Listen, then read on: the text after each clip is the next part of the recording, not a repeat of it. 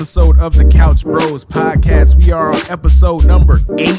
The new and improved Couch Bros podcast. But you know the saying, we back again. We back again. We back again. I got the homies in the building. You already know how we do. Rod, man, what up? What's going on, Herbo? G-Baby, what up? What's going on, brother? All right, and let's get into it. All right, so real quick discussion on something that I had an epiphany on yesterday, right? I'm watching the basketball games. And this was game 1, Saturday, right? And I was watching Brooklyn Nets and I was watching the Celtics. And then I just had this epiphany. Sorry to get mumbled up. I was like, bro, I haven't watched live television since the Super Bowl in February. My entire watching habits are like, I don't want to say thrown out the window because this is normal now. Like nobody actually watches network television. So I'm just wondering, like, how do these network TV shows even survive anymore, bro? I think I give them like another year, 2 years tops at this fucking point, bro. Nah, I mean, network television has become obsolete now. I mean, when you brought it up to us in the pre-show meeting, I started thinking about it. I was like, damn, like, I haven't watched live TV since the Super Bowl because the basketball games, I have my websites for them. So, like TV shows, I only watch Netflix or Crunchyroll or Hulu or not regular TV. And it's crazy because I can't even imagine how the ratings are nowadays because how many people don't have access to streaming services now? Like everybody has access to that stuff now. If you have a phone, a computer, anything. Well, what I was going to say to combat that is like, of course, to us, we're used to living like this, but there's plenty of people that don't have Wi-Fi. There's plenty of people that don't stream. You know what I'm saying? So I believe. Oh, you talking about niggas in Idaho, nigga? What you talking about, nigga? There's a lot of people that do not stream.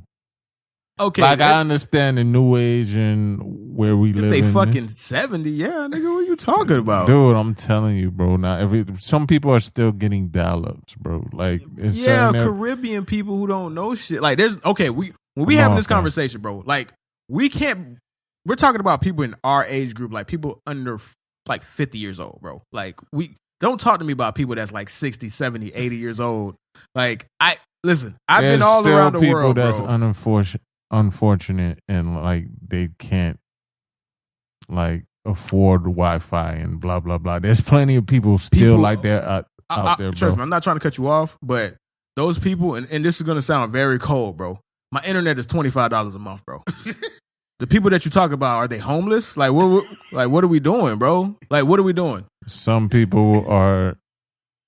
I'm not even trying to be an asshole. I swear to God, I'm not trying to be an asshole. I get what you're saying, but some people don't have that $25, bro. If they don't have the $25 a month, then they have much bigger problems. Yeah, they ain't got to worry about network television. Yeah, bro. Like, no, bro. That's my point of like, there's people out there like that, and I know you are comfortable like that, but there's people that ain't, and it's just simple as that, fam. You know what? You're right. You know what I'm saying? And we can't discount that. But what we can say that is inevitable is that network TV is going to die. Like it's like this whole thing that started with Netflix and them sending DVDs has turned into everybody wanting their own streaming service. You have Netflix, you have Disney, you have fucking you name it. And we even had a conversation with a guy who's trying to start his own fucking network. That's where this is all going. Well, but my point is everything is going to become digital. So it's not necessarily that it's live television and all that other stuff. Like I believe there's always going to be a CNN. There's always going to be, some type of news. There's going to be shows that like it's just going to all become digital, dog, and that's it. That's the change that we got to prepare for. But nonetheless, like I think live television is still going to be a thing. Shit being live is still a thing. It probably just doesn't attract people because they can always watch it later. But then that goes against it being live, though. The whole point of live television is the fact that you're watching it live, right? Because the only reason why live television even exists is to sell ads. If that was the case, then none of these people, like the reason why the ads are becoming digital. So, like, what we talking about, fam? Yeah, okay. It's all the same shit. No. It's just What a I'm different saying format. is that you are fighting for a spot, right? You could pay Google and YouTube all the fucking commercial ad revenue money that you can, like, right? That's why YouTubers make a bunch of fucking money. It's not because they're getting paid by YouTube. They're getting paid by the people who are paying them to run their ads on their channel on top of YouTube. So you're right in that sense. But the reason why network television exists is only to service you ads. There's no other reason. That was the whole business model. So that's why you don't see commercials on Hulu or not Hulu, but you don't see commercials on Netflix. You don't see commercials on Disney Plus because you're paying for the subscription. You feel me? So they're already getting that money anyway. So they don't have to give you commercials. They could run ads coherently with whatever show. Like, why do you think Amazon is about to pay, I think the NFL, like almost like $4 billion, right? They only doing that to promote the shows that they have that come with your Amazon Prime subscription that nobody knows about, actually, right? No, it's surprising how much people don't really fuck with Amazon Prime. Amazon Prime actually has some pretty good fucking shit on there. Well, I realize you got to dig deep and actually look at stuff on Amazon Prime, which I have not gotten to. But, you know, I think it's dope. I always had it. I just never used it. I was like that until Invisible happened. I never checked it out. So, you know. Nah, but the thing with Amazon Prime, though, Amazon Prime, like, they have their own shows, but they have a lot of, like, regular old TV shows. I think they got Billions. They have Sopranos. They have Mr. Robot. They have Star Trek. They got almost every season of Star Trek. Yep. What's that one show that used to come on HBO? It was like set in the 1920s. It's like with gangsters. The Carnival show? No. It's not the Carnival show. It's like American Gangster or something. No. Fuck, bro. I know what you're talking about. What I'm thinking of is a Netflix show. Peaky Blinders. No. It's not Peaky Blinders. It's not Peaky Blinders. It's something to do with Boardwalk Empire. Oh. So they got Boardwalk Empire. Like they got fucking Curb Your Enthusiasm. But like Amazon Prime but like regardless of their original programming, which is hit or miss. Like I've watched the Jack Ryan show. That's pretty decent. I've watched The Man in the High Castle. It was pretty decent. Invincible's awesome. But not even including their original programming, which they do have. The Boys, you feel me? Right? So just excluding that, bang for buck, Amazon Prime is like not even, it's killing everybody, bro. Like it's not even close. It's not even close. You get motherfucking 2-day shipping, you get Prime shipping, plus a whole bunch of content, and nobody fucking uses it. And that's why Amazon is paying the NFL for their right to host and broadcast Thursday night games. And they're probably going to get to the point where they pay them so much money that they're going to get Saturday games. In 5-10 years from now, you're not going to see NFL games on Fox anymore. You're going to see it on Amazon Prime. You're going to see it on Disney Plus. You're going to see it on Hulu. You're going to see it on fucking Netflix. That's where it's going. That's where it's going. That's where it's going. And the reason they're doing that is because they could say, you know what? We know that 30 million people at least, or 25 million people watch a NFL game. We could show you everything that we have. We could show you about Prime Day. We could show you about these new specials that we have on Amazon. We could show you, we could promote our own shows. Like it's all about, that's the only reason why you care about live television, which is why sports is unbreakable. It doesn't matter if only one person watches the NBA game, right? The fact that it's still live, it is always gonna win. Because people always want to fucking use that product to promote their own products, bro. But back to the actual argument about live television, I just don't know how it survives. Like, you see what's happening with The Tonight Show, all the late shows. Nobody watches a whole episode no more, bro. They just watch segments that come on YouTube the following day. Right. And I think it's going to happen. Like, shit, I think the longest running drama right now is Law and Order. Law and Order just feels like it's going to last forever, though. At this fucking point, Jesus Christ, bro. Ice-T does not look a day older than his season debut, bro. Black don't crack. Jesus Christ. But that's an aside, right? So, real quick, though, while we're on the topic about talking about these streaming apps, right? I've come to really have an appreciation and a non-appreciation for each one, right? So what I did before we started recording, or what I did actually, I was like, all right, I gotta look at all the stuff I got subscriptions for, and some of this shit gotta go, bro. Because at this point, bro, I'm better off just paying for cable, dog. Right, when you have that many. Yeah, right? Yeah. So I went and I was like, all right, what's getting the axe? I had Amazon Music.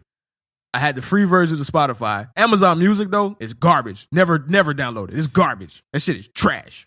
It's garbage, nigga. Trash. It doesn't come with it? Okay, it comes with it, but if you have Amazon Prime, you could get Amazon Music for a cheaper rate. So instead of it being like $9.90 or like $10.99, it's like $6.99 or some shit.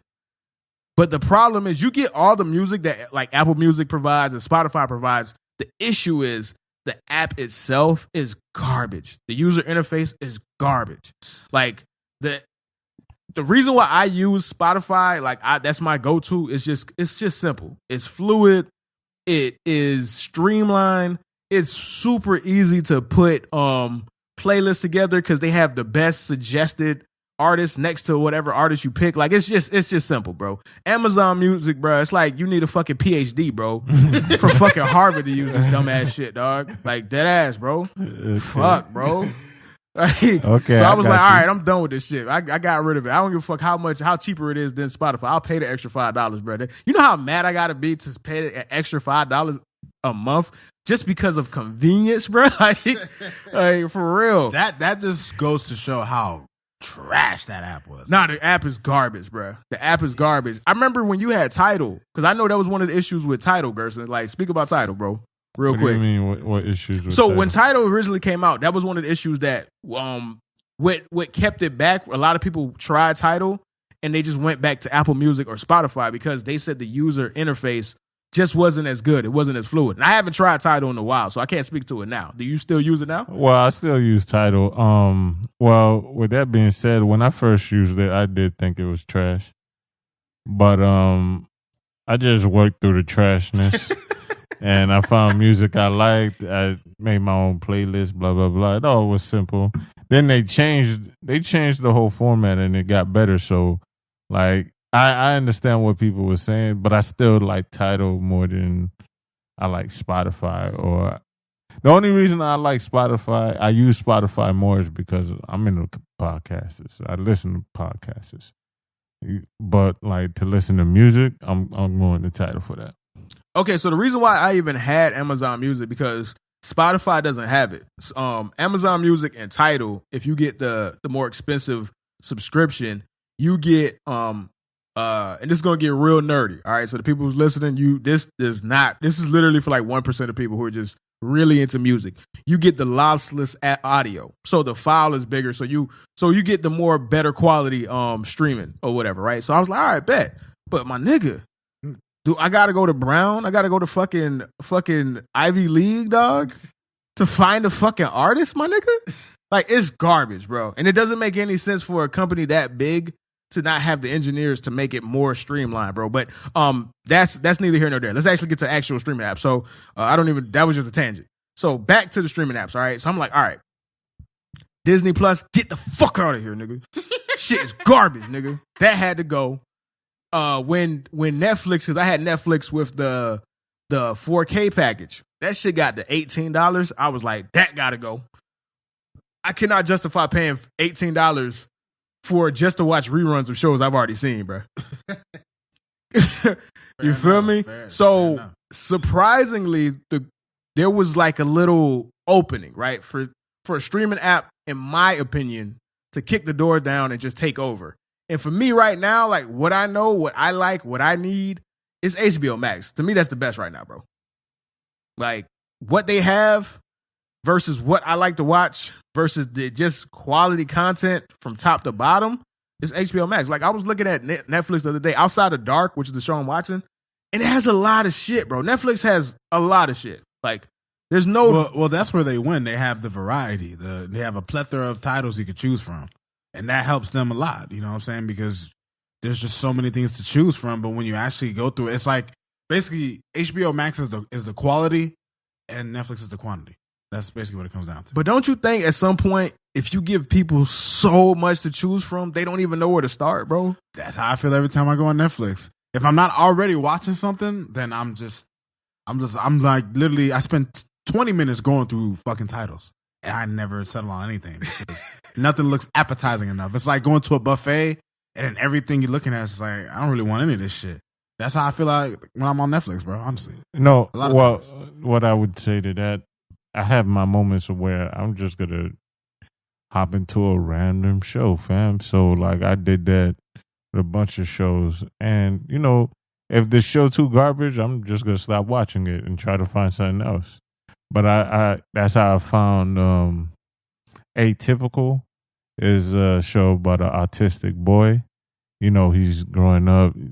He's going through high school. Is it Netflix original? Yeah, it's a Netflix original. It's one of the more popular shows. Atypical, yeah, and it's a pretty good show that I just end up bumping into, fam. It interested me completely, seeing how it worked and whatnot. So like, I pay Netflix $17 or whatever. I don't mind it because even if I don't watch it, my son can watch it, his mother can watch it, my sisters can watch it. So like, you know what I'm saying? At 17, to have like 4 screens or whatnot, I do it for that because I know I get into Netflix, but I don't do it daily. You know what I'm saying? So, listen, trust me, there's a market for people. Like I said, when I say HBO Max is the best to me, that is just because I look at it from a macro sense. I look at everything that has to offer. But for most people, it's gonna be Netflix, and they know that. That's why it become the monster house that it is, bruh. Right. I thought that Disney Plus was going to take that spot. Disney Plus don't got shit, bruh. Honestly, it's actually kind of surprising how trash Disney Plus is. Because the idea of it sounded really good when it was coming out, and then you thought about, they're going to have Star Wars, they're going to have Marvel, and they're going to have Star Wars, they're going to have Marvel. Like, that shit had niggas thinking like, oh man, Disney's going to, and then you look through it and like, they don't even have all like the Marvel movies. They don't even have they haven't added that much content, like original content when it comes to Star Wars and shit like that. So yeah.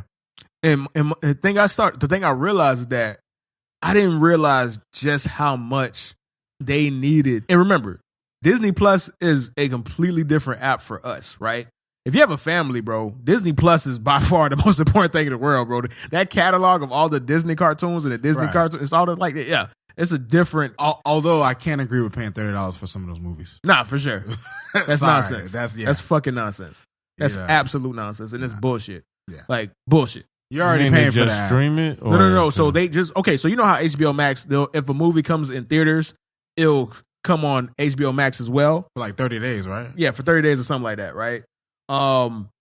Wait, you watch it for free or you got? Yeah, you watch it for free. You're already paying for the app. You're already paying for the app. Okay, Disney Plus has movies that you have to pay $30 to rent. And for most people, they cool with that. I just can't justify it, bro. Like, a lot of people will be like, oh, look how much money I'm saving versus going to the fucking movie theater. Man, fuck that, nigga. The movie theater has a 200-foot screen, nigga. It's an experience that goes along with that. Yeah. Can't forget about that. The fuck is you talking about, man? Get the fuck out of here with that nonsense, bro. $30 is not an experience for your house, bro. If you're just watching it on your fucking TV that you watch every day. This is but I understand from the familial standpoint. For me, but to me, I just like there's nothing for me to watch. Like your entire app cannot only just rely on your Marvel original shows, which are not even all that great in my opinion, and you're not even giving us a lot. 6-7 episodes, bro. Like, come on now. And then whatever you have for fucking Star Wars, right? So it can't thrive on that, bro. Like, I never log into Disney Plus. Never. Once The Mandalorian was done, like I'm gonna log into it eventually because they got the Bad Batch, the new Clone Wars sequel to Clone Wars or whatever, like in that vein. But bro, I never log into that shit. Never, bro. I thought I was gonna be so into it, bro. I was like, oh, I could watch the OG X-Men, I could watch OG Gargoyles, and I did. I knocked that bitch out in a day. And then I had nothing else, bro. Like, I could only watch Darkwing Duck so many times, man. Right. And the thing is, when you get older, well, depending on how much you love the show, but like a show like Darkwing Duck, like I went back and watched some of those old shows, but all I needed was an episode or two, and I was like, you know what? I'm satisfied. Like, I'm Facts. Cool. You know Facts. what I'm saying? So. Facts. All right. Before we get into Kwame Brown and stuff like that, let's bring it back to the NBA playoffs because that's actually started this conversation real quick. You guys, because y'all were more interested in basketball than I have, so I'm not really even going to have a conversation on this. But overall, the season itself, and how did y'all feel about the first couple of playoff games so far? I actually think this first round is going to be super entertaining just based off the game. Like, I watched the Bucks and Heat game, which was a really good game. It kind of reminded me of like it was a real physical game, bro. And the Heat, you know what I'm saying, they had a really good game plan, but I gotta say, seeing Chris Middleton hit that shot was like one of the most. I didn't think it was going in. Like, there's some niggas who shoot shots and you're just like, oh shit. But and it was straight net. Oh, bro, swish. It was straight Swish. net. With Duncan Robinson all up in his shit. Like, it was a great fucking shot that he hit. And that just simplified. I mean, that just put the period on a great game. But even the game after that, like, the thing I like about this year's playoffs is that. Hold on. I'm so sorry to cut you off, bro. Is Duncan Robinson the shortest 6'7" you've ever seen in your life, bro? In my life. I swear, bro. That nigga be looking 6'2", bro. I'm like, I seen that shit yesterday. I'm like, Duncan Robinson 6'7"? It's probably why he be fucking so wet, though, no matter what. He had some big shots yesterday. I will say this, just before I get into the general playoffs in general, when it comes to the Heat and the Bucks, the fact that it was such a close game and Jimmy Butler and Bam played like shit offensively, I think the Bucks are actually in trouble, but we'll see when that, when the time comes for that. But when it comes to the NBA as a whole, I think this year's playoffs has so much intrigue because every team really has somebody you want to watch. Every team, no matter who. Pick a team in the playoffs, and you could be like, if you say the Wizards, I want to see Westbrook and Beal. You pick the Grizzlies, I want to see Morant. Like, every team has a guy that could make a difference in one or two games, and I think that's going to make this year's playoffs a lot more interesting. Well, thing I want to say is, like, it took so long to get here. This season has been, like, very forgettable. And it was a shortened season, too. That's the funny part. Yeah, very forgettable. Like, you know what I'm saying? People were getting hurt, blah, blah, blah, blah. Jokic is the MVP. People trying to make Randall MVP candidate. Stupid. Like, it's just been a lot going on with this season. I realized that the Clippers are the Lonzo Ball for me for NBA teams. Like, I keep putting hopes in them, and they keep messing it up. I believe they should beat the Mavericks, but if they lose, bro, it's my fault again. Bro, they really can't. They can't. They lose. shouldn't. I don't believe they should. But the thing is, bro, I just realized they just don't have that. I got to fight for this. Like, they always lackadaisical. They don't thing with give them a fuck, is, if bruh. you punch them niggas in the mouth, they don't get up, bro. Like, I've noticed that. That's what happened to them in the Denver series, bro. Denver was able to punch them in the mouth even when they were down, and then they had no answer, bro. And that's no good, man. Especially when you have a nigga like Kawhi Leonard and fucking Paul George. Oh, I mean, MVP Paul George. Fuck you, Paul George. I don't know if you said that shit for real, but I mean, you know what? I can't even talk shit because he played better than Kawhi yesterday. I watched that game. Like, Paul George was actually hitting shots towards the end. Nah, he didn't play better than Kawhi. Down the stretch, he did. Down Down the stretch, I'll he give him did. maybe, That's what I'm thinking of because Kawhi wasn't hitting anything down the stretch. But it still goes down to, like, you know what? It is what it is. I believe they should win it. I think the Lakers are either going to lose this round or lose the next round because I don't believe they're healthy enough to make it out the West. I just don't think that. But next round they would get either the Portland Trailblazers or Denver, which I don't know. They both can beat them. Now, seeing LeBron hurt and seeing how AD is not AD, they chop liver, baby. Man, like, we make this mistake every year, man. We do this every year, man. You really think so? We do this every year, man. AD don't look like AD. Like, LeBron is not young enough to The only team in the West that I thought they would really have problems with is the Clippers, and I watched the Clippers against Luka and company, and I was like, I mean, unless LeBron is really hurt, which he doesn't really look really hurt, and then AD just looks rusty. Like, AD is gonna be hitting shots, bro. Like, he had a bad game today, but he's gonna be hitting shots later on. Like, listen, I'm not saying that. Listen, fam, we don't need to talk. No. But let me say this. It's not like last year where it was just like I didn't see anybody beating the Lakers like that. It's just like the Suns can beat them. Like, the teams can beat them, but do you believe it? I gotta see it happen. I gotta see somebody take LeBron down. Same as Brady. Like when he was on the Patriots, him on the Bucks. You gotta see somebody do it. I gotta see somebody take him down before I believe they can do it. Okay, bro. That's it. That's it. I mean, all right. Listen, you know me. I'm just here for good basketball, bro. I will say this though. Let me get my little two cents in, right? Normally, I would take this as a great opportunity to do a fucking victory lap on Gerson's old fucking bitch ass Clippers, bro. But we gonna be adults, bro. We gonna be grown, folks. Losing one game is enough. It for ain't you to about be like losing that. one game, bro. They got so much bitch in their heart, bro. Rondo couldn't fix that, bro. That's crazy. That's crazy, man. They laying down with Rajon Rondo on the team. How you do that? That's hilarious. But That's my hilarious. only observation, right, is just I actually watched the Nets, and the Nets are the weirdest team I've ever seen put together, Bro, such a weird team to watch, dog. And like the thing with the Nets, you could like watching them against the Celtics yesterday. You could see both paths, bro. You can see the path of self-destruction and you can see the path of complete domination. You saw it all in the same game because especially in the first half of the game, them niggas, you could tell like y'all niggas did not play together.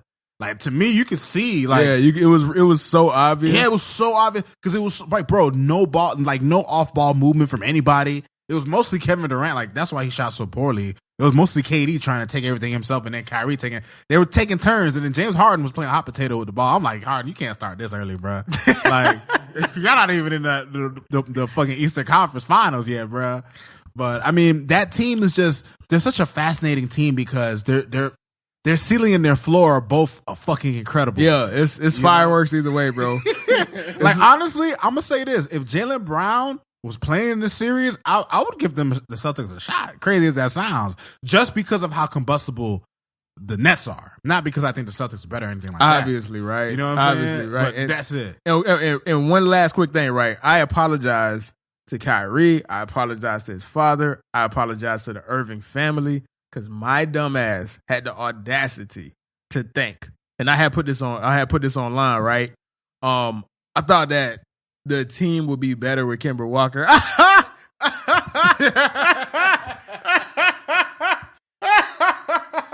Kemba was hot trash, nigga, man. Hot bro. trash, I seen man. something right. That's it. What made me? It reminded me, dog. You know that little TikTok or the little YouTube page where the nigga just be throwing some old shit from like the mid 2000s talking about. Yeah, I ain't forget. You used to be rocking those motherfucking things, right? Yeah. Some nigga had his picture. Was like, I ain't forget. Y'all niggas was saying Kyrie wasn't as good as Kimbo in this system, dog. I ain't forget. I was like, damn.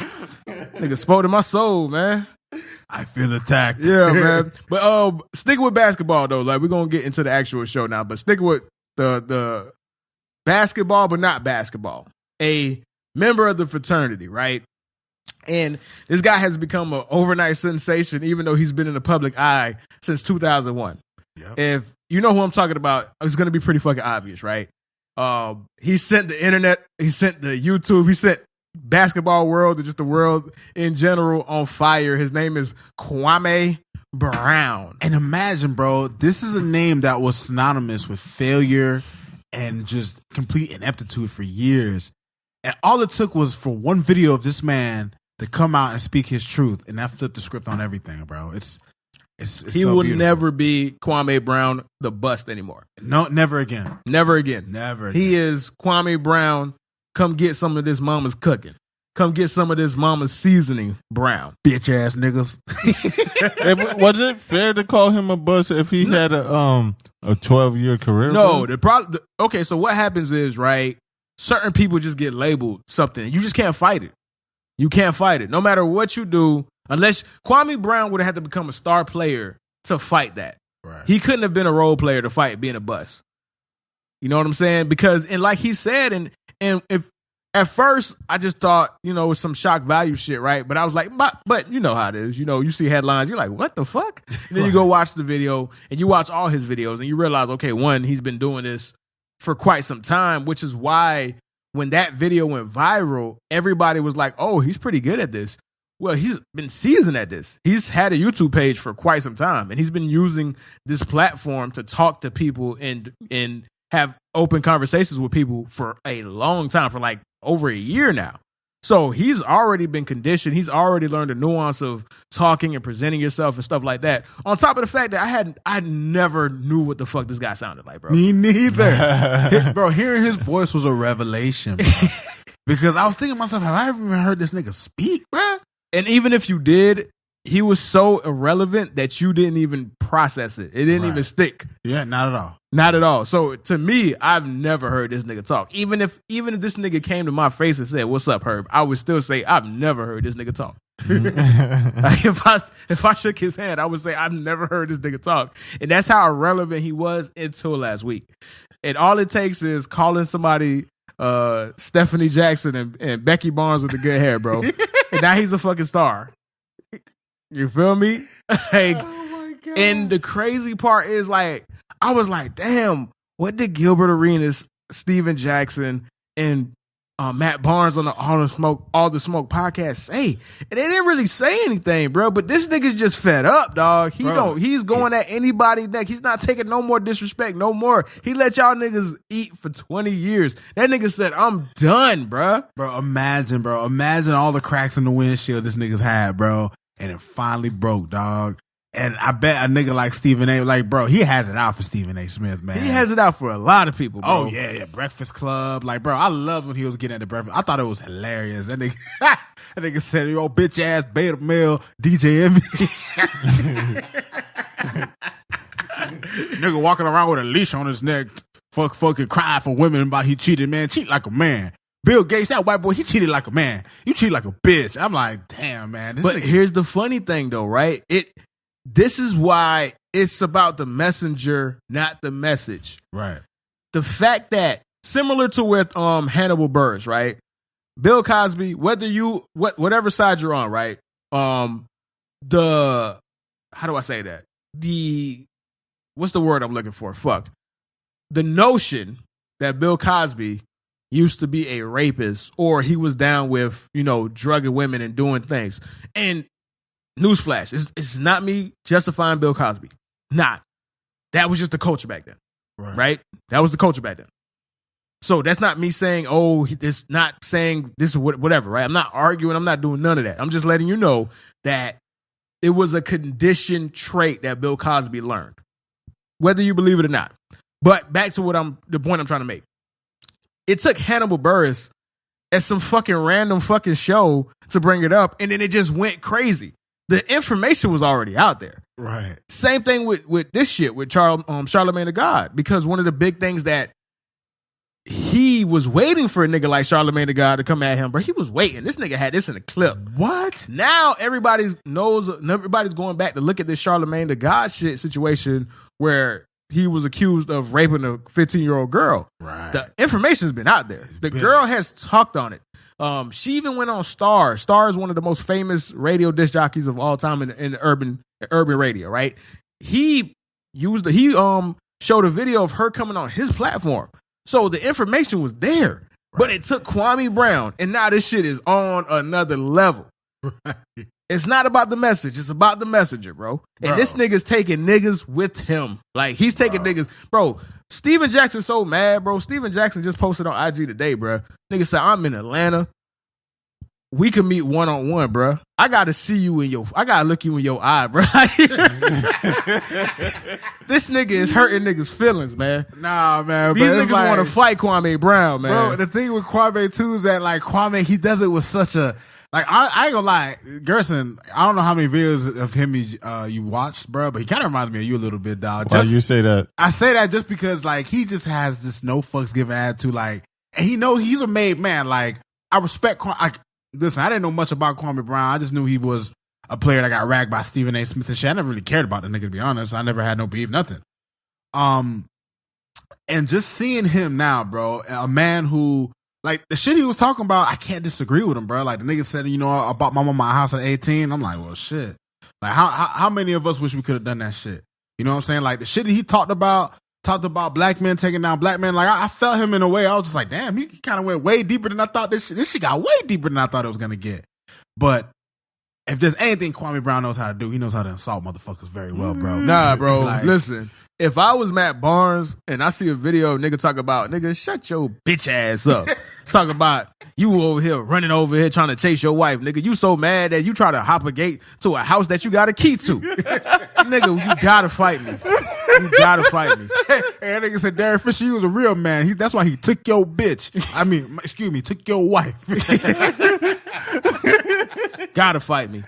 You not finna tell me I was so mad that I forgot I had the key to my own house and I tried to jump the gate? Gotta fight me. What the fuck you talking about, nigga?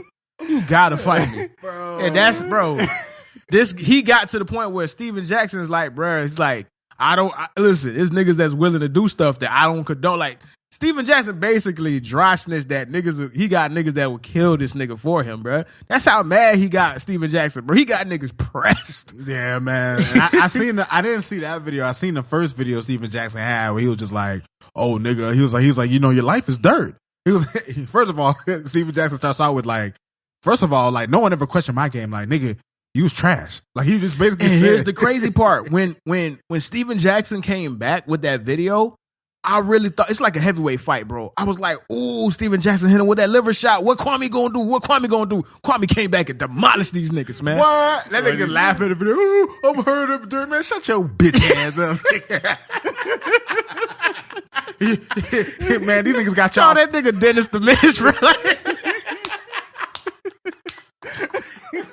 And that nigga Kwame said, man, don't be fooled by these niggas got y'all fooled acting all tough, man. And then Jack talking all that shit, man. Shut your bitch ass up. Like, bro, the way I ain't never heard someone say bitch ass nigga with just such a eloquence, bro. Like, bro, listen, Kwame Brown woke up one day and he said, I choose violence. Here's a funny thing about that, right? So Jamel Hill. Jamel Hill is just, it don't matter. If you even comment on this shit, nigga, this nigga shooting everybody, bro. Bro. Right or wrong. Bro, right before you get to Jamel Hill, I just want to say this, bro. Before you get to Jamel Hill, I like how Skip thought he was slick, right? Mm-hmm. Skip came out, was talking with Shannon like, you know, I never had a problem. And Kwame Brown, in the first video we talked about Skip, he was like, why don't y'all have me on the show? Then somebody sent him a video of Jalen, Stephen A, and Skip Infamous talking. Infamous video. And then he was just like, Skip, you old ghost face, Lincoln pizza bitch ass nigga. Bruh, this nigga said the funniest shit about Skip Bayless. That nigga said, you old Dawn of the Dead in the face ass nigga.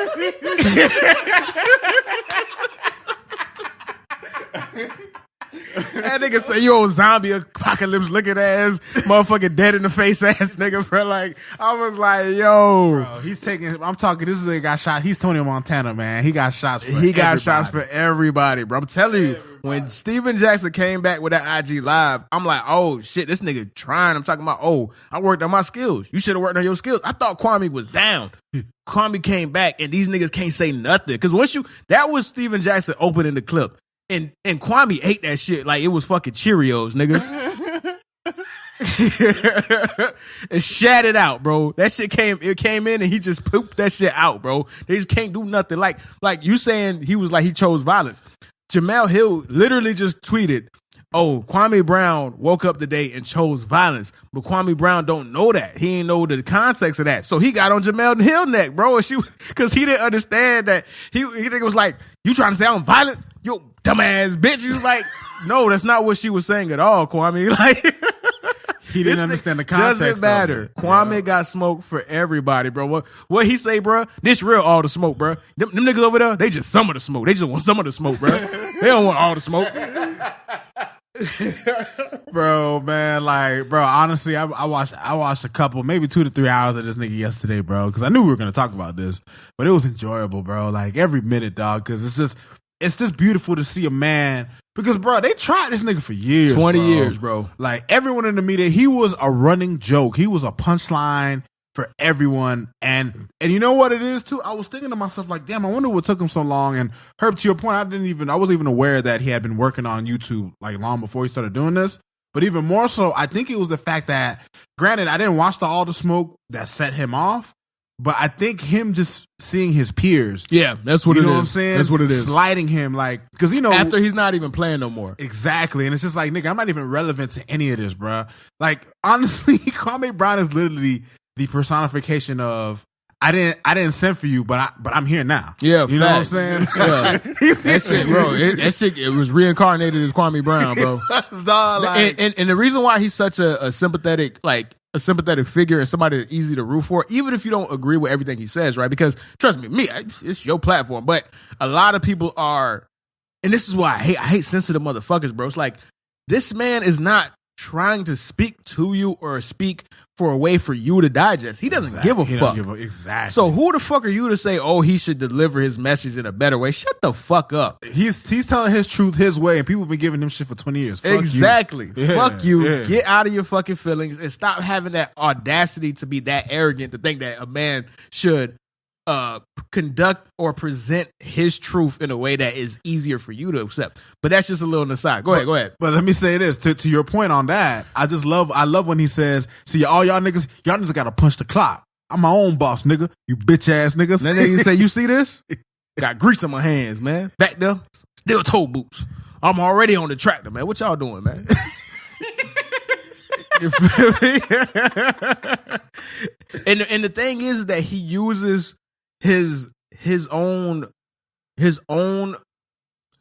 achievements to highlight how dumb the argument of him being a bust sounds. He's like, bro, y'all calling me a bust. I made millions. I got my own land. I put my mama on a golf course at 18, and I was in the league for 12 years. So basically what you're saying, if I'm a bust, what are you guys saying to the people who didn't even make it that far? What are you saying about them? You can't have it both ways. Right. And once he presents it that way, it's like he is so good at just taking every single thing that these guys throw at him and fucking moving like water. Bruce Lee, bro. Flow like water, bro. Just woosah. Just deflected that shit, nigga. Dude, you feel me? This shit is just incredible. And honestly, I didn't know, and I don't know how true this is because, you can't take everyone's word for truth. But he mentioned something about the Breakfast Club that I found shocking. He talked about Angela Yee, like, setting up like women to be fucking groped by fucking Charlamagne and shit. I ain't never heard anything about that. Bro, honestly, dog, shit like that, bro, I wouldn't even deny it, bro. I wouldn't even doubt it, bro, because there's so much that goes on in that world. Behind the scenes, right. Behind the scenes where people who are willing to accept things to get those connections and get ahead, bro. Yeah. Subjecting them to stuff that they would never do in the real world. It's a toxic Hollywood culture, bro. Facts, bro. That's and another thing about it, right? This is the best thing about Kwame. Kwame Brown is going to, now that he has the audience, sorry about that, the subject matter that he's actually speaking to, you feel me? It's always going to win. There's always people who, basically his whole thing is to expose the media. People eat that up, bro. What? Kwame Brown is going to be good for the foreseeable future, bro. Yep. Even if he stopped running out of people to beef with, he has so much information to draw on. He could just talk about his entire 12-year career. There's going to be people who want to hear what he has to say. Like, one of his main things is saying that Michael Jordan is protected. And it's true. Yep. Michael Jordan is protected. And it's funny because one of the things he said was, he was like, what was I supposed to do? Come out and talk shit about Jordan? Talk about how much I hated that bitch ass nigga? He was just like, y'all would have ate me alive. I ain't stupid. And I was just like, he's right. And another thing, like another thing that he brought up is something that Charles Barkley brought up. And this is like another example of the media protecting people, right? LeBron James, he talked about it. Him and Charles Barkley talked about it.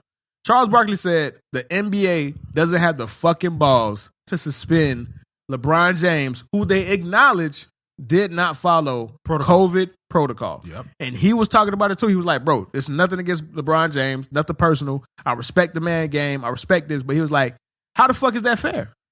And nobody really even cares, right? Because at the end of the day, we all want to see LeBron James. Right. But it shouldn't be about that. You can't make it that obvious that these rules only apply to certain players, bruh. Right. Like, you can't make it that obvious. What's the point of the fucking rules if you know that you don't got the fucking cojones to draw the hammer when it's somebody that actually matters? Yep. It's facts, though. And as long as he keeps giving people that, he's good, bro. Like, hey, man, something I did not see coming, but it fucking happened.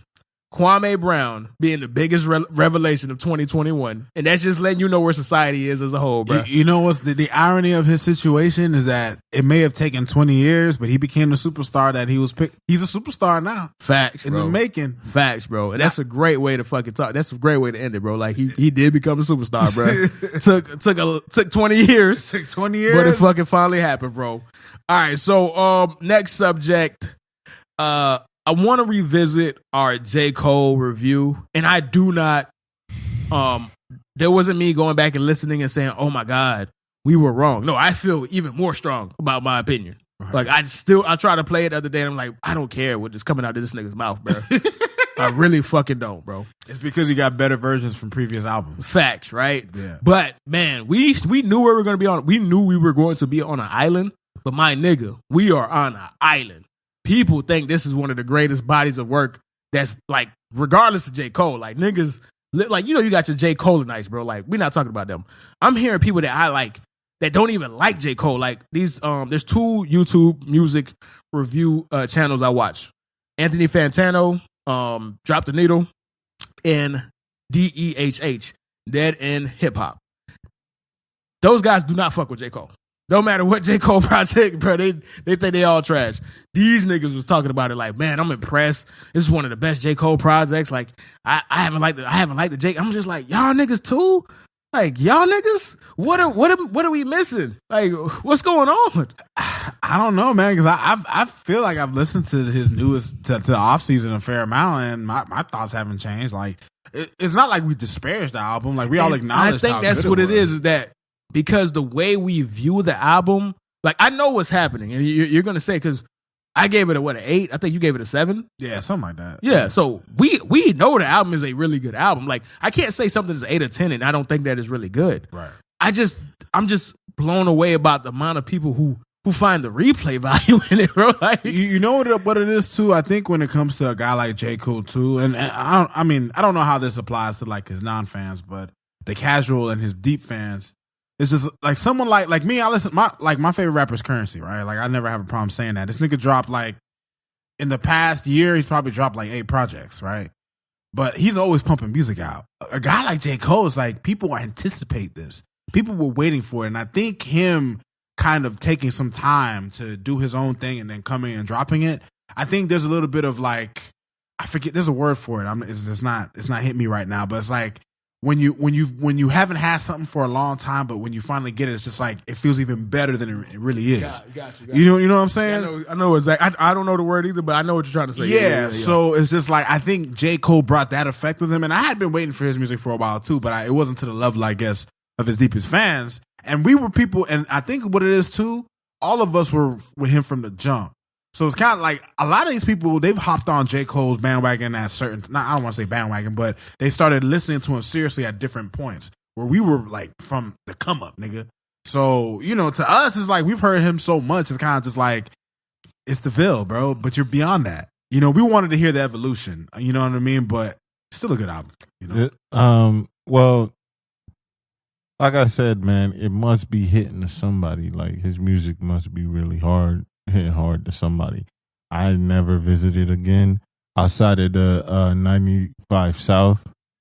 And the only reason I listen to that again is because I'm pretty sure it's the Jay-Z sample. It's not, bro. I verified this, nigga. It's not even the same fucking song, bro. I verified it. No, it's not, bro. All right, whatever. Fam. You can look it up. You could go on who sampled, bro. There's a whole website dedicated to finding that information out, bro. Okay, buddy. Like, I hate this nigga, dog. I hate this nigga, bro. I literally spent an hour. I put it in the chat. I know this nigga, bro. It was in the chat. It's in the chat, bro. Like, nah, bro. You're not finna do that, bro. Take that L, bro. Your earbuds is trash, nigga. Your earbuds are trash, nigga. But go on, bro. Either way, fam. Outside of that, yeah, man, I stand by everything. I don't care. I said it must be hitting hard, like, you know what I'm saying, to other people, and people are bringing it up like it might be a classic or whatever. Nah, you know what? You want to know how I know people really fuck with this album? Because, like, one of my coworkers always listens to reggaeton. I work with nothing but Spanish guys, bro. Majority of the time they're playing reggaeton. This nigga's been playing this nigga's album. Like, he'll be playing J. Cole shit. I was just like, well, I put you on Jeezy, but like, you must really fuck with J. Cole shit. Nah, bro, trust me, bro. Like, I know why J. Cole is popular. It's very obvious, bro. Right. It's a nigga that you swear up and down. And I mentioned this on the last pod. He ain't one of us. He just does a damn good job of making you think he's one of us, bro. Like, and it's not saying that he's faking it. Like, he's a genuine dude, and he's super open. He's super genuine, and you just feel like he a cool nigga that he will always have your back because he probably 99% of the time will. However, And there's another thing I didn't do a good enough job on the last pod talking about, right? I take that back. I made it seem like I didn't get any part of his growth that he talked about. He did. There were some songs where he talked about his life. You feel me? Like he was talking about on Amari, talking about we at the court side and Junior over here doing on the backboard. Like there was little bits and pieces. The problem is it was little bits and pieces. It would go from one bar talking about the Ville, and then you talking about you fucking doing platinum. Like this shit don't even make sense, bro. Like it was kind of all over the place. It was all over the fucking place, bro. Like you feel me? Go ahead. This is like totally off topic, but did y'all see the highlights of him playing basketball? Oh, in Rwanda? In Rwanda? I mean, I didn't see the highlights. No, you know what it was? The only thing I'm not going to talk about his play because it's asinine to do that. Yeah. I just didn't realize how tall that nigga was. He is 6'3". I was like, damn. Pushing 6'4". I was like, holy shit. I'm like, damn. I was envisioning him being like, I don't know, my size or shorter. But no, he had a scholarship to play at St. John's. That's so he went to college to play basketball. So he, you know what I'm saying? Like he is tall. Like there's certain people, and the funny thing about it, like we could actually stay on this, right? There's certain people like fucking Duncan Robinson. Some people look way shorter than they are, bro. It's just life, dog. Like Kyrie Irving. It always makes me laugh when I see Kyrie next to regular people, bro. Because Kyrie's 6'3". But he does not look it on the court. Oh, yeah. He looks like 5'10" at most, bro. And then you see him next to other people, and his head is above everybody, bro. It's facts, though. It's weird. It's weird looking, bro. So it is. Trust me. Some people look taller than they are. Some people look shorter than they are, bro. Me, I'm 5'7" in some change. People, I feel like I look 5'7", but I don't present myself like a 5'7" nigga. Dom, no disrespect. Me and Dom are the same height. People swear Dom is a little guy, bro. Yo, that's crazy. Because I thought you was at least 5'9". I never thought about exactly. That, that's what I'm trying to say. Like, yeah, Herb got that big tall energy, man. Hey, that's what I'm trying to say. And Dom is a friend of ours, bro.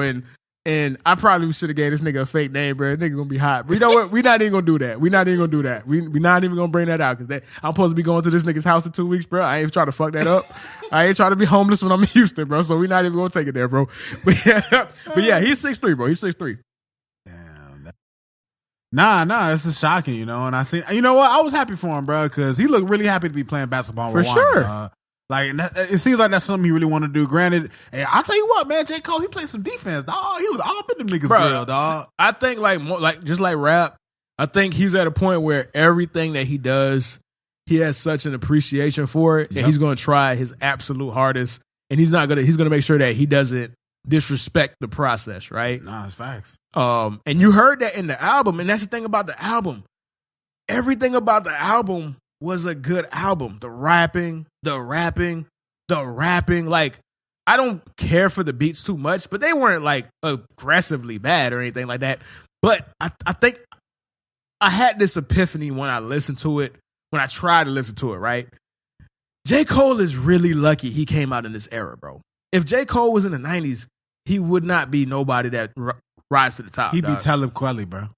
No, he wouldn't even be that. Like, maybe. He probably would. He'd be in that level. He wouldn't be a superstar. Yeah. Right. He wouldn't be a superstar. Like, he became what he became because he was a throwback. Right. He was what people wanted to hear. But this album, nigga, this album wouldn't even crack the top 30 in any fucking year in the 90s, bruh. Like, and that's just my God honest truth, dog. Like, that's just my God honest truth, bro. But again, I don't want to be a hater. This is coming. You sound like a hater, though, fam. But that's if I sound like one, again, I gave this album an 8, and I'm not saying that to try to cover my base, like I'm lying about the shit, bro. That is my objective listen. But the difference between objective and subjective is objectively, I can look at everything that is a positive about it. Subjectively, I can say to myself, this shit is gonna make me want to blow my fucking brains out, bro. And those couldn't coexist at the same time, bro. Right. I mean, when it comes down to it, that's why, you know, judging music is always, it's tough to do because we all gonna feel, it hits us all differently. Facts. You know what I mean? Like, for example, you like 95. I don't really care for 95 South is one of the better songs on the album to me, but I like Pride is the Devil just for the beat, to be honest. That's like the one beat on the album. I'm like, it reminds me of something. I don't know what, but I like it. But music is hard to. It's very hard, bro. Like we're three niggas here, but we all have different favorite rappers, bro. Yeah. Different favorite songs, different favorite CDs, different favorite albums, bro. Yeah. So that just lets you know about that. Next subject, and this is actually an important conversation I want to have, right? This is about fucking Nick Cannon. Oh yeah, I seen you post. Yeah, man, this is about Nick Cannon, bro. And why act like you a nigga in like you really are about being pro-black and everything that's about, like, right? Like, these dudes, you can't have it both ways, bro.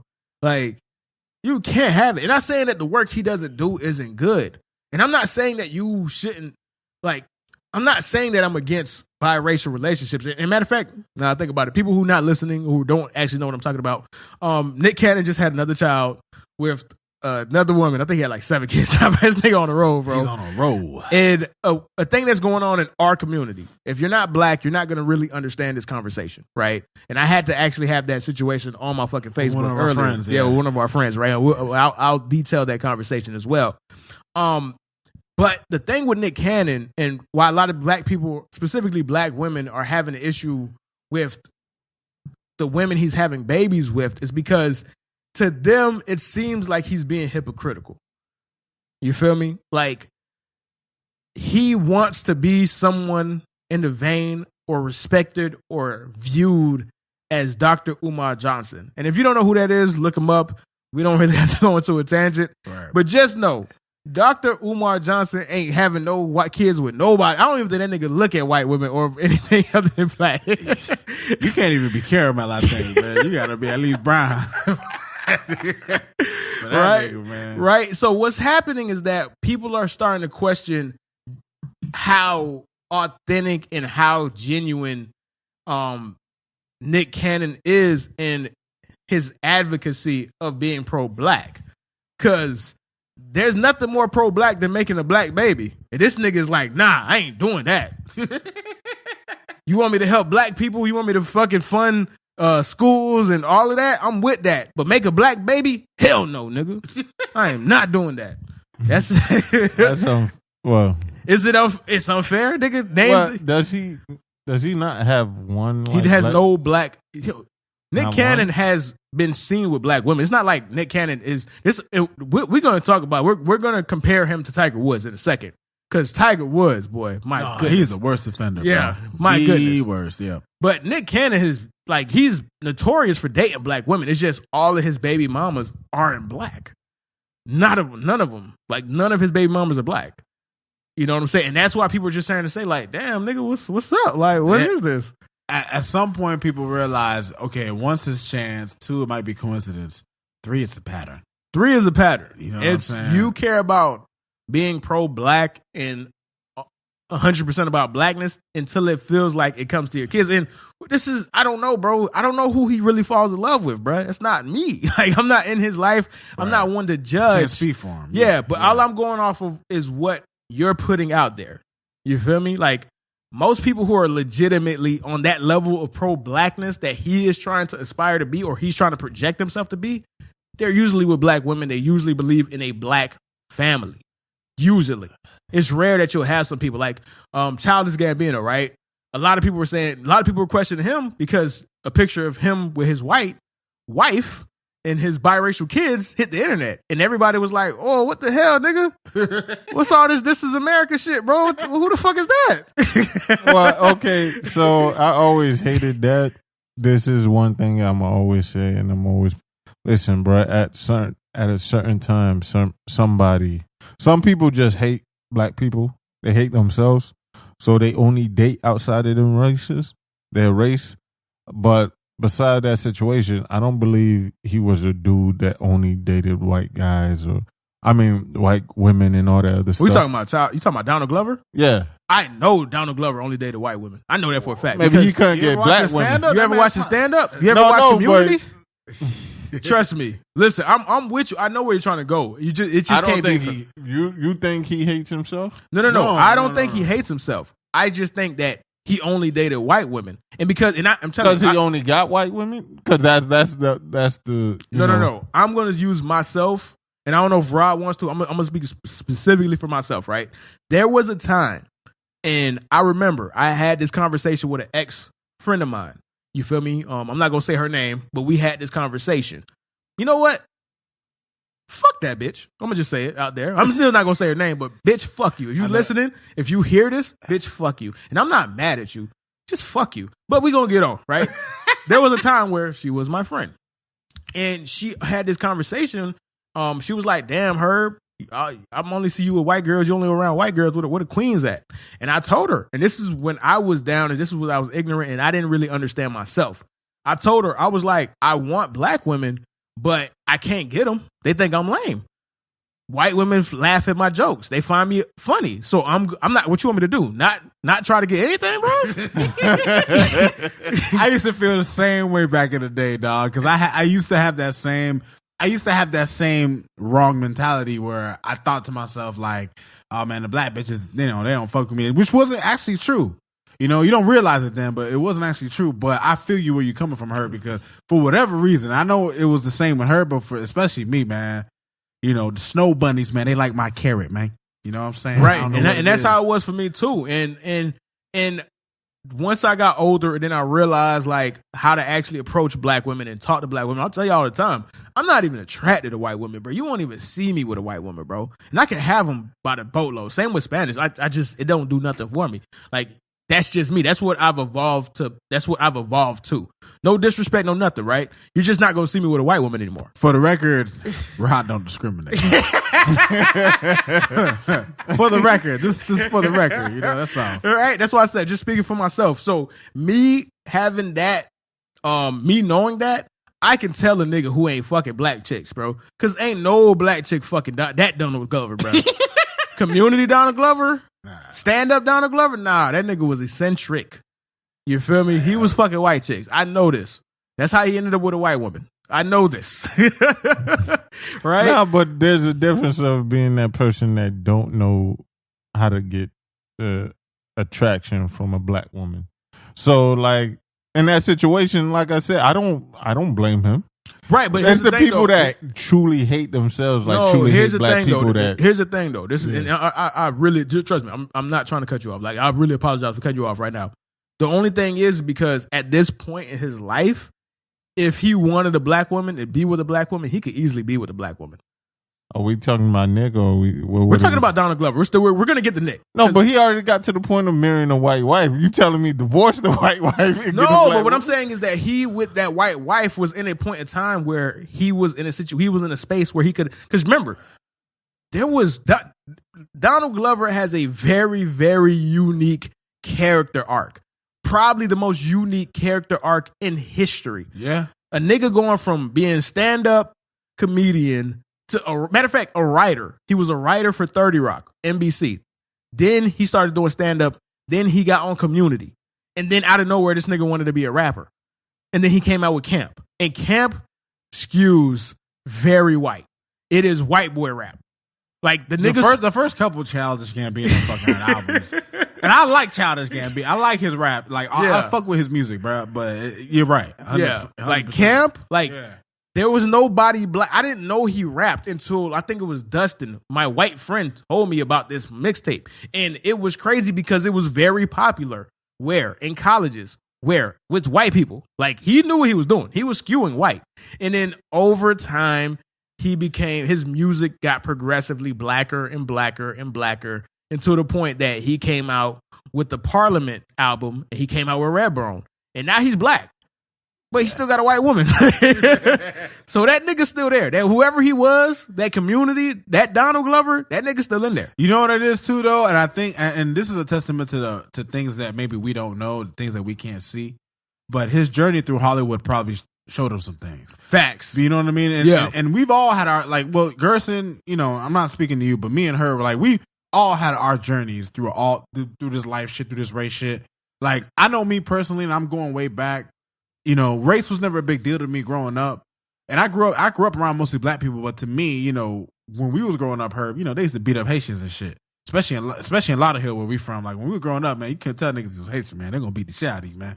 You know what I'm saying? So for me, when I was growing up, like, I always looked at racism as kind of stupid because I was like, man, my own people who hate me. I'm born here, but my parents are from Haiti, but they hate me because my parents are from Haiti and we all black. So to me, I just always thought that shit was like phlegm, dog. And then I went to college and I realized like, oh, okay. and shout out to all my white friends in South Florida. And I met some awesome white folks in Tally too, but my white friends in South Florida just had me completely fooled about like white people and everywhere else. Facts. You know what I'm saying? Like Facts. Everywhere else. But, that's just, life, just going back to him, like life will take you through, especially when you're in Hollywood, it's going to take you through a ride that you did not expect. And I think he found himself and here we are. Facts. And now let's take this back to Nick Cannon. Nick Cannon is the opposite end of Donald. Because the thing with Donald is never said that he's like aggressively pro-black like Nick Cannon is. Donald is just like, hey, I'm black and I want to see black people win. I'm trying to support black people. So him having a white wife or anything like that, whatever, like it's not a real big deal. Right. People just said, huh. Because it's like, okay, now you're in an opportunity. If you really cared about black people to say you the way you say you do, where's this white woman coming in? But right? Yeah. Nick don't really have that to stand on, bro. Like you can't be talking about Jerusalem and we the original Jews and all of this, bro. You got this fucking suburban on your head, bro. A turban on your head, bro. You got suburban. You got a suburban on your head, turban on your head, bro. Like, and then none of your baby mama. And the crazy part is like the ones that are even black, they're all light skinned, like Mariah Carey. I don't even know what the fuck Mariah Carey is. I just know she ain't black all the way. She half black. She's half black. And if they are black, they're very fair colored, right? Very, very fair colored, right? Okay. So a lot of people are starting to question or doubt just how pro-black he is. Like, you can't be that hardcore pro-black and you're not impregnating and procreating with black women. We're not saying that you can't date outside your race, but if you're that pro-black and you want to keep black, that purity of black, you're going to make a black baby. Because that's what's going to go out into the world, dog. Like, well, all right. Go ahead. This is the thinking because it's true, because our genes is usually stronger. That's why every kid you have usually have, like mixed kids usually have black features. Yeah, it don't matter, but that's still not a black baby. It's a black child to society. But the problem is that we don't ever really take into account the kids, right? And it's so fucked. I'm not trying to make this a sad thing. This man is bringing children into the world. There's nothing negative about that, bro. There's nothing negative. I'm saying that on the that front just goes to show how fucked up the world. Exactly. There is nothing negative about bringing children into the world. The problem, however, is because society is so fucked up, these kids, a lot of biracial kids, for a long time until they finally are comfortable with themselves, they go through life feeling like they're not accepted from both of their cultures, bro. Yeah. No, I guess I don't want to say I could speak for a lot of my light-skinned friends, but I had some friends in the past when I had conversations with them, they kind of felt like outsiders because it's kind of like, it's almost like they're kind of forced to pick a side, and it's just like no matter which side you pick, you lose. Facts. You know what I mean? Because if you pick the black side, they're going to call you white boy because you're half white. Pick the white side, they're going to call you nigger because you're black. So it's kind of just like no matter which way you look at it, society, you know, the people who know you and love you know that's just all bullshit, but society's going to view you as, society's going to view you as black, actually. Society's going to view you as black. But, you are black. You know, right? But the problem is that you don't feel accepted wholly by black people, but you're better off going to the black side, bro. Because at the end of the day, we're more caring than that side, right? You feel me? That's just facts. And speaking of that side, my boy, I posted about it, right? Because I had a post on my Facebook page, and I was like, for somebody as pro-black as Nick Cannon is, he sure loves to make non-black babies, right? You feel me? It got some traction. A friend of mine's mom posted something that was like, it just goes to show you that slave mentality, right? And I had a friend of mine, I'm not gonna say his name, but he is, matter of fact, I don't even know what he is. I'm gonna assume that he's Caucasian. I'm gonna assume he might be Caucasian or he might be Hispanic of Caucasian descent. Yeah. Either way, right? Yeah. He chimed in, and I tried to save him. I tried to spare him, bro. I said, hey, bro, you out of jurisdiction on this one. Just leave this one alone, bro. Like, you feel me? But because people like that tend to have a privileged point of view, because they just don't understand how deep this conversation is that he was just trying to say, like, what are you talking about? Slave mentality? And I had to go to tell him, I'm like, bro, this is bigger than just dating somebody that's biracial. Because he was like, I've only been with one white person. All my relationships have been biracial. And I'm like, that's fine. That's cool. It's just different with us because there's a stigma and there's a institutionalization behind it. There's colorism associated with this. There's skin tone bias associated with this. There is what's the fucking term, dog? Shit, bro. What's the call it theory, bro? Fuck, dog. Stockholm syndrome? It's something like Stockholm syndrome, but in a sense, Willie Lynch theory. It's Willie Lynch theory behind this, where it's like you are self-hating. So you're using this opportunity to get with stuff that you think you couldn't get because you're at a certain level. That's why you see so many athletes, bro. The more money and more fame they got, the lighter, the fairer skin the person that they're with become a lot of times, right? Like when they were in high school, these guys that make it to the league, you see their high school pictures with their girls, same color as them. Get to college, get a little lighter. Get to the league, she got blonde hair and blue eyes now. What's going on? And that is a lot of conversations that people that are not a part of the culture or don't fully understand the culture don't understand or don't grasp. And I had to explain that to him because he just saw a slave mentality, but he had no idea, and it's no fault of his own, what that person, the original poster, was talking about in the context is what she was saying it in. He was saying that, oh, he a slave because he's not with a black person. No, he's saying that a lot of slaves got to the point where they were beat down so much that they hated their own skin color. So at any opportunity to get away or distance themselves from that, they look out elsewhere. You feel me? They outside of their race and whatnot. So, and he ended up looking like an asshat, bro. Like, sometimes, bro, just leave it alone, bro. Leave it to the black folks, bro. We got this, bro. We got this. We appreciate you, man. We appreciate you. We appreciate you. But we got this. We gonna handle it, dog. We gonna make it work. We gonna make it work. We gonna make it work, dog. But what do you got to say? Anything before we switch over on this subject, Gerson? Oh, we definitely got to talk about Tiger Woods too. But go ahead, Gerson. Well, I understand what you're saying because I see it.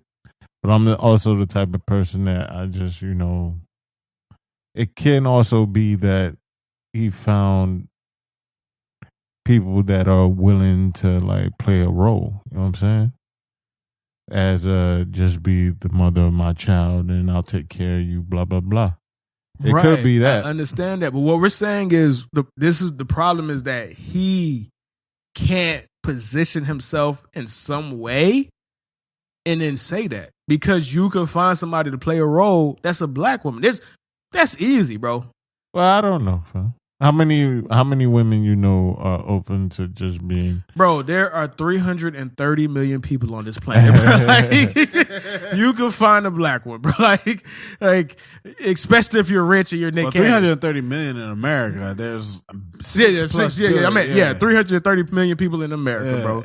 Yeah. I'm not going for it. And again, like I'm saying, like I'm not here to talk down on this nigga. I'm just saying that it looks weird. Not even weird. It just look like, all right, you exposing yourself, but it's cool.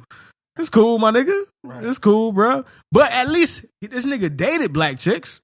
He has a history with numerous black women. They all look kind of like fair skin and have long hair and seem biracial. But there's enough of his history that says, okay, this nigga don't not like black women. A nigga that don't like black women is Tiger Woods, bro. That boy white. Tiger Woods don't even like claiming his blackness, man. That boy is white. Okay, so it immediately brought me back to the Tiger Woods thing or whatever, right? And it was crazy because it's like they had a picture of all his mistresses during the whole situation, man. Right? And here's the crazy part. First of all, that's none of our fucking business. That's wild. Like, the nigga did nothing illegal. He did nothing illegal.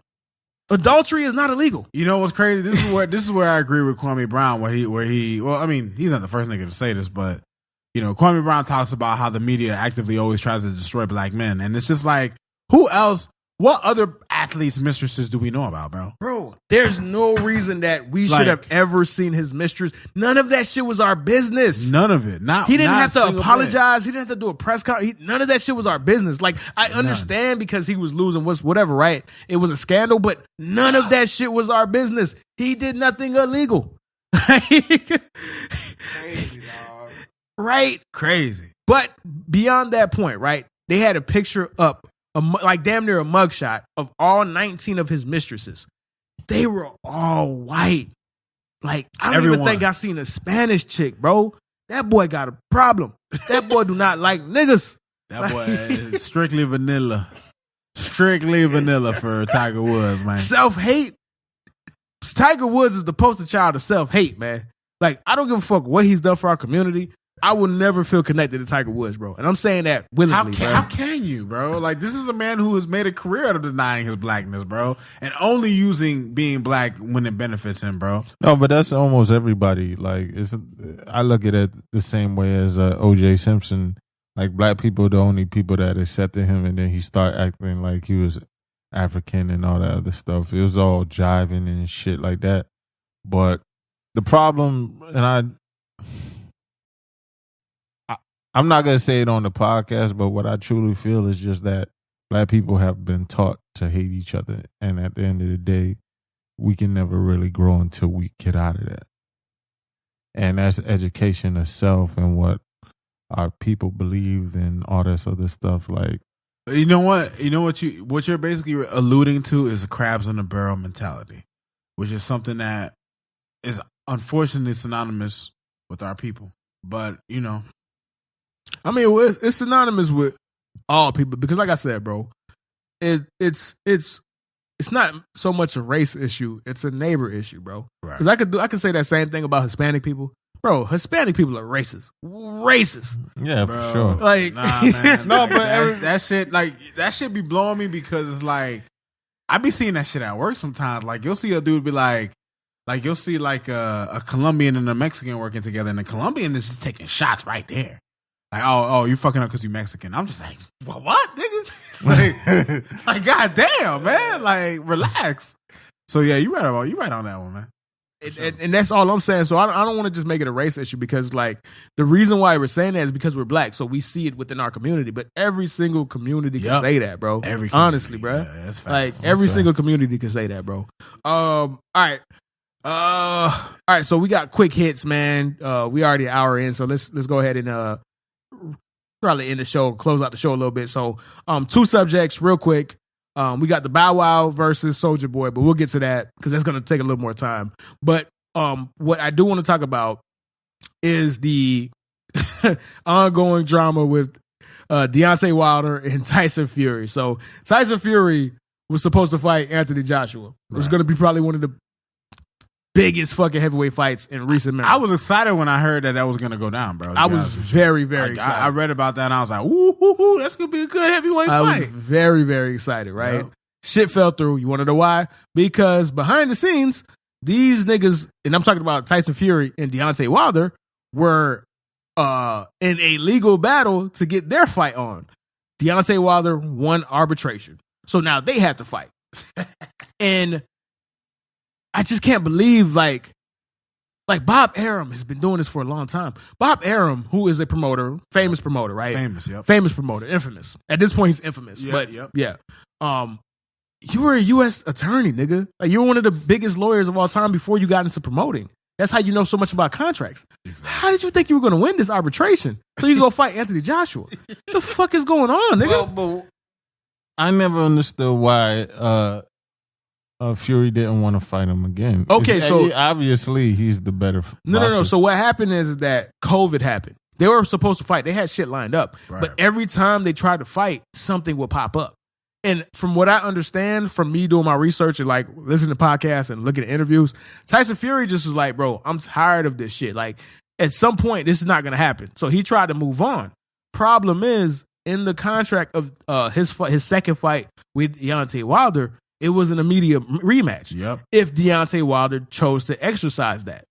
And he chose to exercise that. But Deontay Wilder is a character, bro. Like, that nigga fired his trainer for throwing in the towel, because he believed he was in league in conspiracy against him. Like, he has made every excuse possible as to why he lost to Tyson Fury. Oh, Tyson Fury had shit in his gloves. My corner was conspiring against me. It's just like, at this point, I want Tyson Fury to have the rematch because this nigga just been talking cash, man. Facts. Like, Deontay, you got your ass. Bro, listen, we all watched that fight together, bro.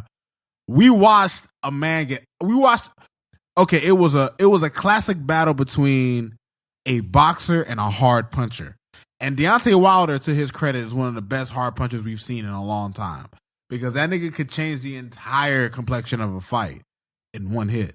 But guess what? You went up against somebody in Tyson Fury who's a boxer, someone who is skilled, someone who's been doing this for a long, long time. Deontay Wilder was a little late in the game in terms of boxing years, as opposed to Tyson Fury.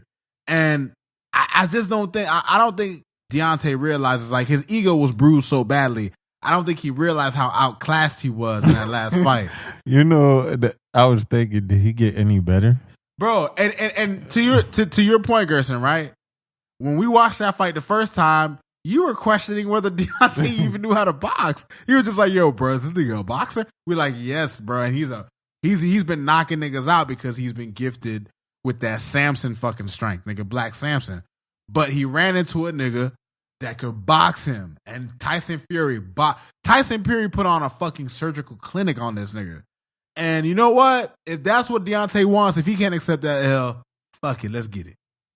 I mean, listen, bro. Think about Deontay Wilder, bro. Like, at that level, like, if you got to that point being terrible at what you do and you still got to the top, bro, you got to have unrelenting, irrational confidence, bro. Like, you have to. So in his mind, this nigga bro, believes they poisoned his water, man. Bro, first it was his costume. It was too heavy. Made his legs tired. Costume. Yeah, that's what. Then they poisoned his water. Then what's the name had they were conspired. And this nigga had unauthorized gloves. Like, bro, it's so much. It's so much, bro. It's so much. And the thing about boxing, bro, like no other sport, because you gravitate towards a singular person. The black versus white or the black versus Hispanic aspect of boxing, like, is on full display, bro. Black people, the hoteps, are like, yeah, nigga, Tyson Fury cheated. It had to be the water. Like, it ain't just him. It ain't just him. He got a whole legion of niggas that he's fooling and they believe this shit that he's saying, bro. You feel me? Because they just can't. A whole legion, bro. I'm telling you, bro. I'm telling you. I swear to God, bro. There's a channel. His name is Boxing Ego. He's a boxing YouTuber. You feel me? And he's on it. Like, trust me, the hoteps, all these niggas is out there because they just can't. They refuse to believe that a nigga that looks like Tyson Fury could beat a nigga that looks like Deontay Wilder, bro. Fuck boxing. Fuck technique. Fuck skill. Fuck that. On the basis of that nigga looks terrible. How did he win this fight? That's a fact. He's disgusting. His nipples look fake. Right.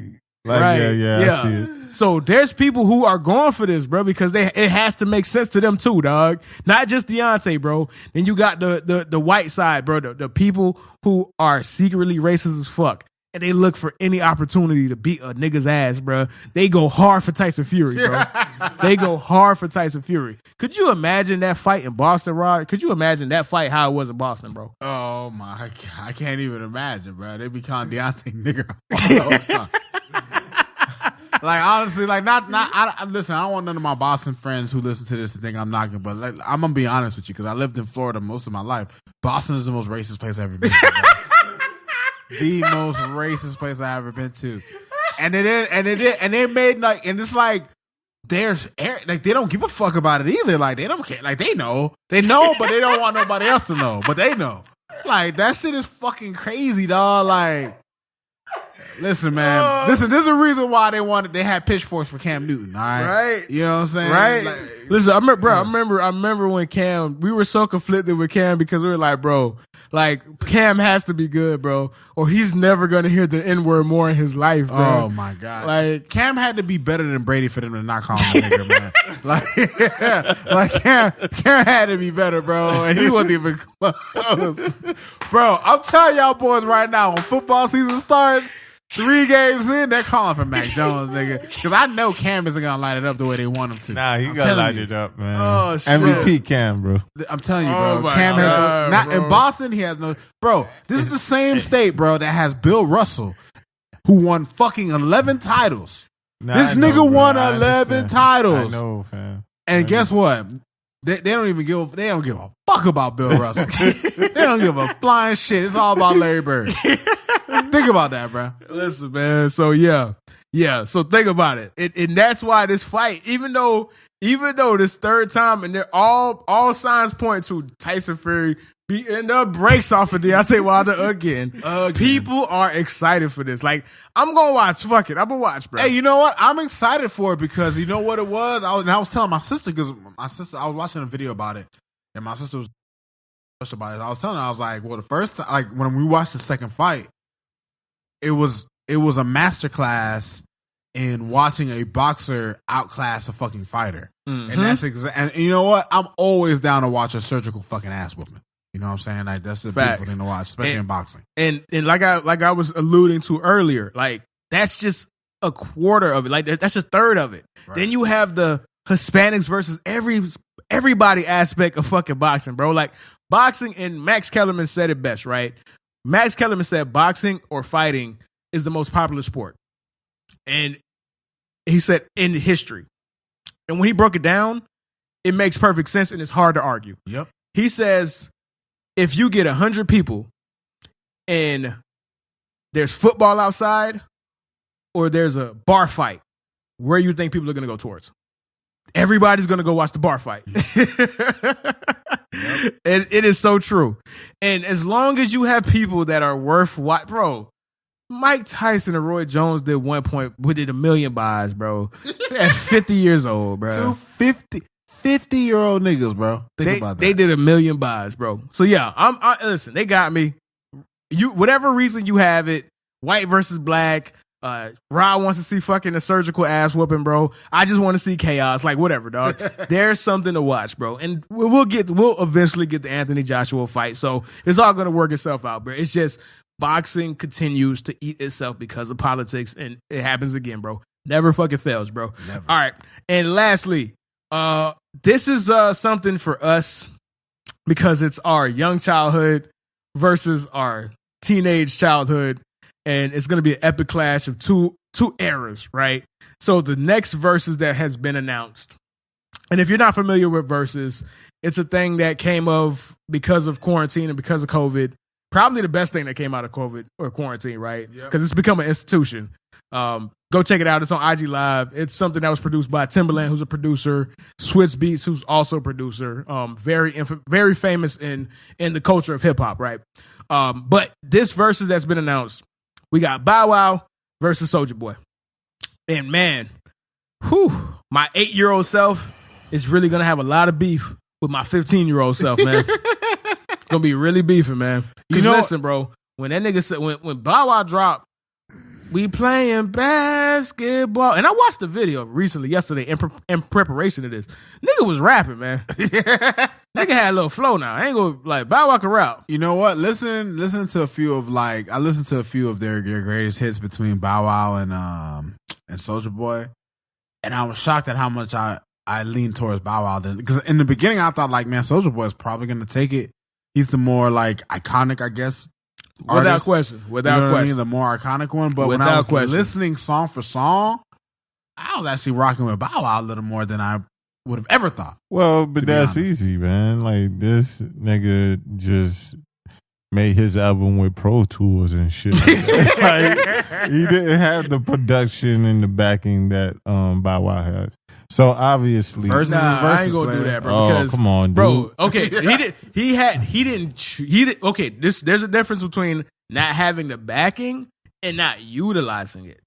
It was much smarter financially for Soulja Boi to not utilize the backing because he gets more money. It's less things to cut. But don't say that, bro. This nigga had multi-hits, bro. Kiss Me Through the Phone was like a top 5 No, Billboard. but that's after. I'm talking about when he first came out. isn't bro, his first song was Crank That, bro. He was an instant hit, bro. He was an instant star. No, Crank That Soulja Boy was his first hit. Like that song he produced himself, right? All his all his early stuff he produced himself. So my point is like all the songs I think of, like Booty Meat, what's the other ones? I mean, like all his songs that he produced himself, they don't sound as great as Bow Wow's. Like Bow Wow's always had that backing, and his music has always seemed professional. Yeah, because he was So Bow Wow came in the game with So Def. That's Jermaine Dupri. That's the Brat. He had a relationship with Snoop Dogg. Like there was a machine behind Bow Wow. Yes. But at the same time, once Soulja Boy broke through, there was a machine behind Soulja Boy too. After Crank That Soulja Boy came out, he had a machine.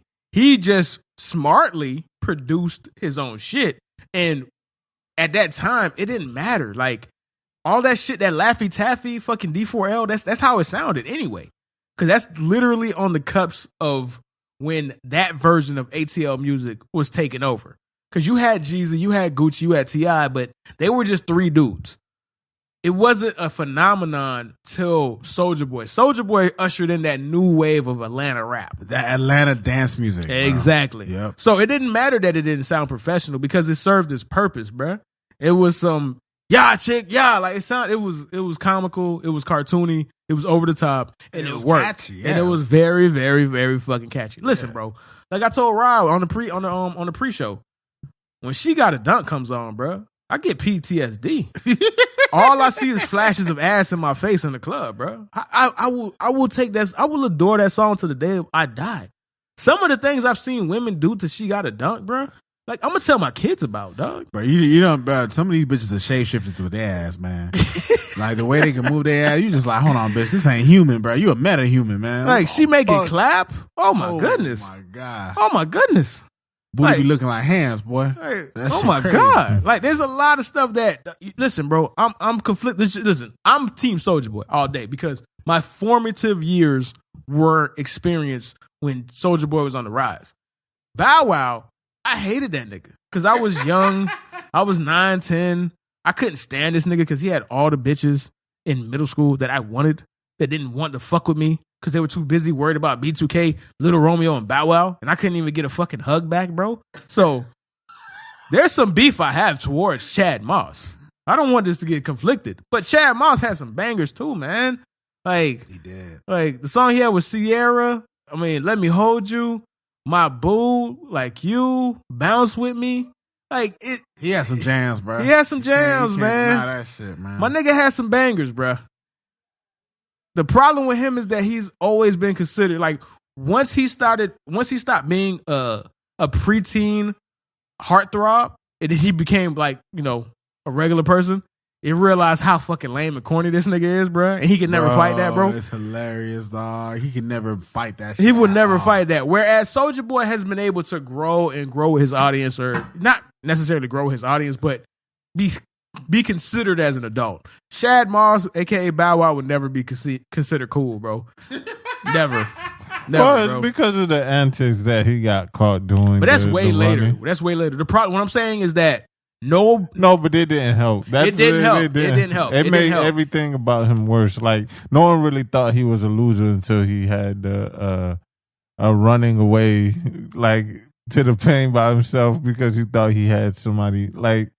Stuff like that, getting caught with fake money, like all that stuff. All that stuff. Nigga had the Bow Wow bills, dog. That nigga. Not the problem with Bow Wow though, like why his career got cut off so short is because, the nigga went from being desired to a woman that a lot of women wouldn't be interested in, bro. Because the nigga's like 5 feet. He's really 5'4", but it feels like he's 5 feet, right? We talked about how size is different, like height is different on a lot of different people, bro. Like, right. So that's why his career, like, nobody grew with him because the people in his age range, half the bitches were taller than this nigga, bro. They didn't think this nigga was cool anymore, bro. Well, it ain't that, man. That's not fair because, like, the only reason I say that is because we all seen short dudes that just No. What I'm trying to say is that it's not that he was short. It's that he didn't seem masculine. Is that what I'm trying to say? Because Yeah, I could at get some that. like what made him attractive and adorable as a preteen when we were fucking 8, 9, 10, 11, 12, like he had hair, he had pretty eyes, blah, blah, blah, all that bullshit, right? And then he had a growth spurt and he only grew like 3 inches, bro. Like, and by the time you get to high school and then you see all these football players and basketball players, and then you're not going to be attracted to this nigga. And the problem is that his demographic was preteen girls, high school girls that didn't find him attractive anymore, bro. So his shit fizzled out. Soulja Boy reinvented himself. He went from Atlanta dance to street nigga. You feel me? I don't know. He found his lane. He found his lane. Yeah. I don't know how successful it is in various ways, but hey, but the verses though, I'm gonna peek at it, bro, because I'm cool. I'm game for the nostalgia, bro. I'm game. I'll listen to the playlist. I'm not gonna do it. Gerson said, "I ain't watching the verses. I'll do the aftermath." Y'all niggas is wildin', bro. But the only one I actually watched was the Gucci Man one. Gucci and Jeezy, but that's the only one. That's man. a hood classic one though. Okay, so that's the one I watched. I've checked into a lot. Like I peek in and out, like the Earth, Wind, and Fire one. But that shit was 4 hours, bro. Like you built different if you sat for all 4 hours. Like it was so long they had an intermission, bro. They had a break. Like that shit was wild, my nigga. They had an intermission, my nigga. I dipped and dabbled through the Method Man, Redman, but that wasn't even a versus, nigga. That was a concert, bro. What else did I watch? I dibble dabble with the Nelly, Ludacris. So it depends. Like it depends on the people. Like the Ashanti something. What's her name?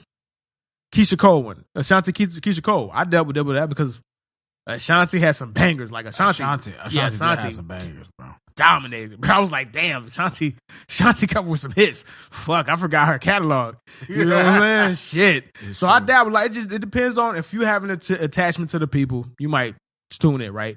Like the Escape SWV, I didn't watch it, but I know a lot of people did. Like my sister, she probably would have geeked out for that shit. So it depends on who it is, bro.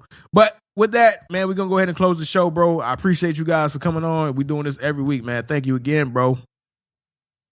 Rod man signing out. We out this bitch. Deuces.